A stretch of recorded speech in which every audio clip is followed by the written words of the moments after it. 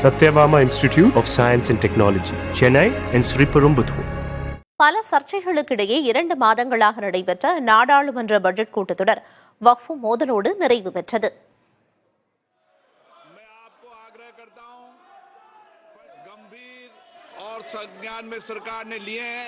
ஜனவரி 31ஆம் தேதி தொடங்கிய கூட்டத்தொடரில் பட்ஜெட் தொடர்பான விவாதங்கள் தவிர குடியரசுத் தலைவர் உரைக்கு நன்றி தெரிவிக்கும் தீர்மானமும் கடும் மோதலுக்கிடையே நிறைவேற்றப்பட்டன. தொகுதி மறுசீரமைப்பு, ஒரே நாடு ஒரே தேர்தல் திட்டம், யுஜிசி புதிய விதிகள், மகா கும்பமேளா உயிரிழப்புகள் மற்றும் வாக்காளர் பட்டியல் முறைகேடுகள் தொடர்பான சர்ச்சைகள் இந்த கூட்டத்தொடரில் விவாதிக்கப்பட்டன.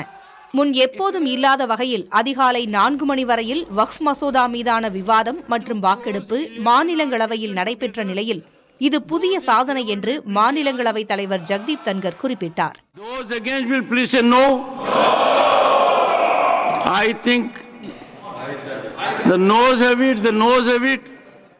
இந்நிலையில் வக்ஃப் மசோதா வலுக்கட்டாயமாக நிறைவேற்றப்பட்டுள்ளது என்று மாநிலங்களவையில் காங்கிரஸ் எம்பி சோனியா காந்தி குறிப்பிட்டது கடும் சர்ச்சையை உருவாக்கியது.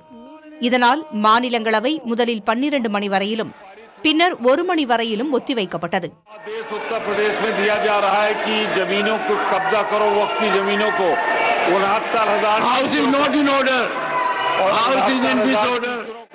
சச்சரவு தீராத நிலையில் மாநிலங்களவைத் தலைவர் ஜக்தீப் தன்கர் அவையை தேதி குறிப்பிடாமல் ஒத்திவைத்தார்.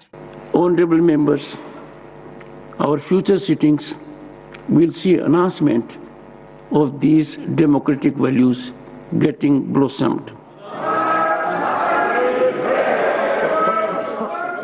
மாநிலங்களவையில் வக்ஃப் மசோதாவிற்கு ஆதரவாக 128 வாக்குகளும் எதிராக 95 வாக்குகளும் பதிவாகின. அமெரிக்க அரசு விதித்துள்ள புதிய இறக்குமதி வரிகளின் தாக்கம் குறித்து அரசு விளக்கமளிக்க வேண்டும் என மக்களவையில் காங்கிரஸ் மற்றும் பிற எதிர்க்கட்சிகள் வலியுறுத்தின.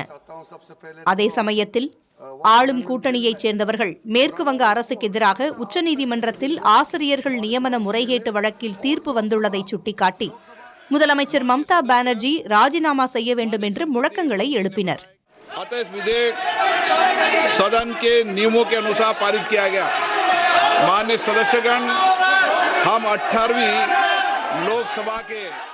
இதனால் கடும் அமளி ஏற்பட்ட நிலையில் மக்களவை 12 மணி வரை ஒத்திவைக்கப்பட்டது. பின்னர் தேதி குறிப்பிடாமல் மக்களவை ஒத்திவைக்கப்பட்டது.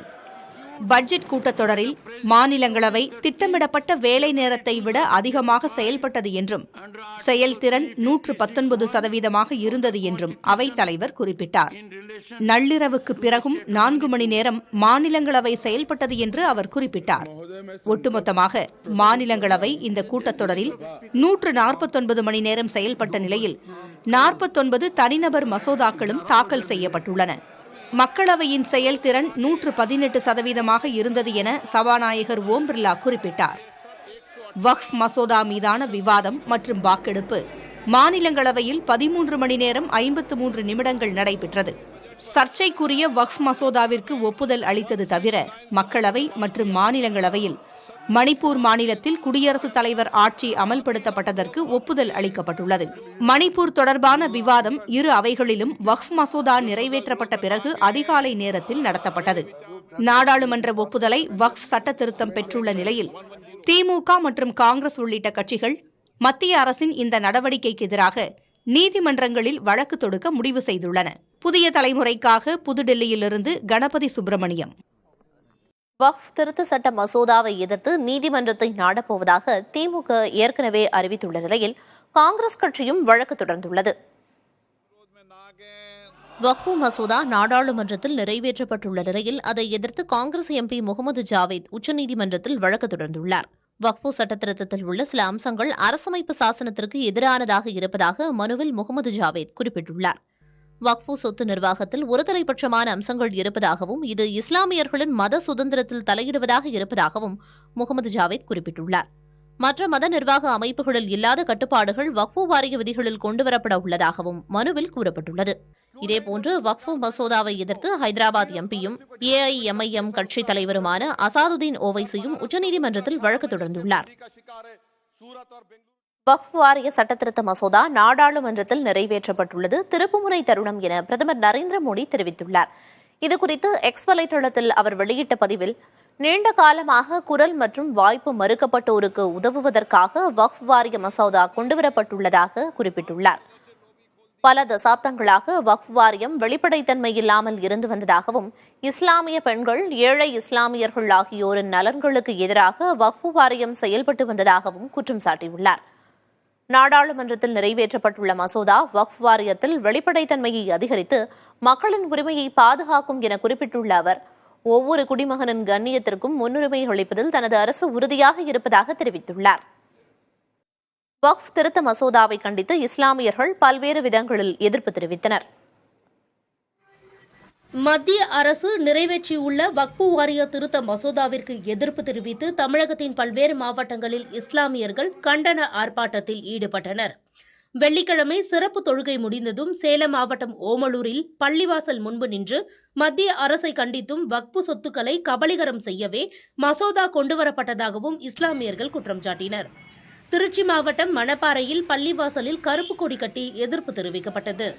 சிவகங்கை நேரு பஜார் ஜும்மா பள்ளிவாசலில் தொழுகை முடிந்ததும் வெளியில் நின்று கண்டன கோஷங்கள் எழுப்பினர். அரியலூரில் எஸ்டிபிஐ கட்சியினர் ஆர்ப்பாட்டத்தில் ஈடுபட்டு வாசகங்கள் அடங்கிய பதாகைகளை ஏந்தினர். திண்டுக்கல்லில் 200க்கும் மேற்பட்டோர் காந்திஜி புது ரோட்டில் உள்ள மக்கா மசூதி முன்பு போராட்டத்தில் ஈடுபட்டனர். மசோதா திரும்பப் பெறப்படும் வரை போராட்டம் தொடரும் எனவும் தெரிவித்தனர். வக்ஃப் திருத்தச் சட்டத்தை திரும்பப் பெற வலியுறுத்தி தமிழக வெற்றிக் கழகம் சார்பில் தமிழகத்தின் பல்வேறு இடங்களில் ஆர்ப்பாட்டம் நடைபெற்றது. சில இடங்களில் கட்சியினருக்குள்ளேயே வாக்குவாதங்களும் ஏற்பட்டன. சென்னை பனையூர் சந்திப்பில் தாவேக மாவட்ட செயலாளர் ஈசிஆர் சரவணன் தலைமையில் நடந்த ஆர்ப்பாட்டத்தில் அக்கட்சியின் பொதுச் செயலாளர் என் ஆனந்த் கலந்து கொண்டார். ஆர்ப்பாட்டத்தின் போது திடீரென சாலை மறியலில் ஈடுபட்டனர். இதனால் போக்குவரத்து நெரிசல் ஏற்பட்டது. திடீர் சாலை மறியலால் காவல்துறையினருக்கும் தாவேகவினருக்கும் இடையே தள்ளுமுள்ளு ஏற்பட்டது.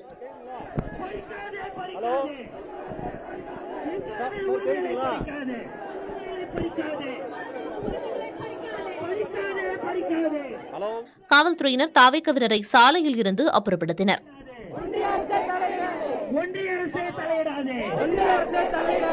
இஸ்லாமியர்களுக்கு எதிராக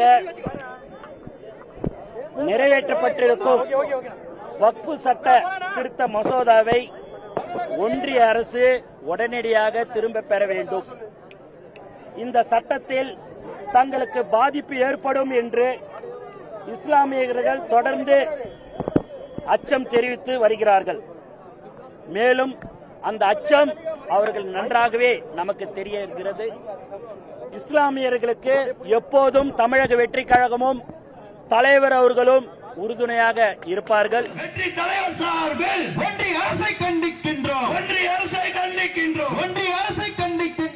தருமபுரி பிஎஸ்என்எல் அலுவலகம் எதிரில் தமிழக வெற்றிக் கழகத்தின் சார்பில் வக்ஃப் வாரிய மசோதா சட்டத்தை திரும்பப் பெற கோரி கண்டன ஆர்ப்பாட்டம் நடைபெற்றது. இந்த ஆர்ப்பாட்டத்தில் பென்னாகரம் ஒன்றிய துணை செயலாளர் பரமசிவம் முழக்கமிடும்போது பேச முடியாமல் திணறினார். அப்பொழுது அவரை கை நீட்டி மாவட்ட செயலாளர் தாபா சிவா கண்டித்தார். சுதாரித்து 1.5 நிமிடத்தில் அவர் பேச்சை முடித்துக் கொண்டார். அதன் பிறகு ஆர்ப்பாட்ட மேடையிலேயே அனைவரது முன்னிலையில் மாவட்ட செயலாளர் தாபா சிவா கையை ஓங்கி ஒன்றிய துணை செயலாளரை அடிக்க பாய்ந்தார்.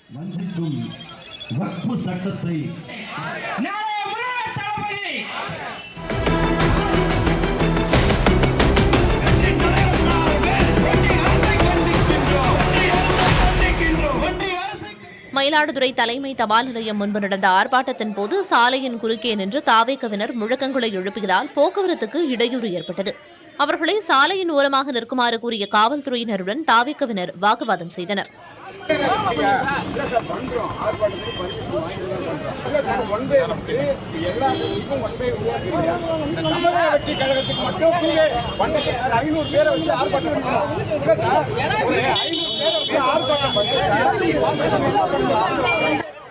திருத்தணியில் மத்திய அரசை கண்டித்து தாவேகவினர் ஆர்ப்பாட்டம் செய்த நிலையில் அனுமதியின்றி பந்தல் அமைத்ததால் அவற்றை காவல்துறையினர் பிரித்து எறிந்தனர்.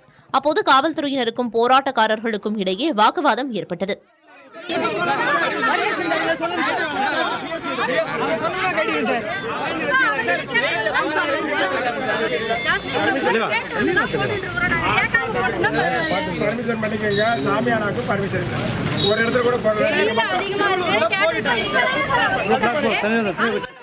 சென்னை பட்டினப்பாக்கத்தில் அனுமதியின்றி ஆர்ப்பாட்டம் செய்த தாவேகவினர் கைது செய்யப்பட்டனர். பட்டினப்பாக்கம் பேருந்து நிலையம் எதிரே ஆர்ப்பாட்டம் நடத்துவதற்கான பேனர்களை கட்டி கொடிகளை அமைத்து ஏற்பாடுகளை செய்தனர். அங்கு அனுமதியின்றி தமிழக வெற்றிக் கழகத்தினர் ஆர்ப்பாட்டத்தில் ஈடுபட்டதால் அவர்களை காவல்துறையினர் கைது செய்தனர். Satyabama Institute of Science and Technology, Chennai and Sriperumbudur.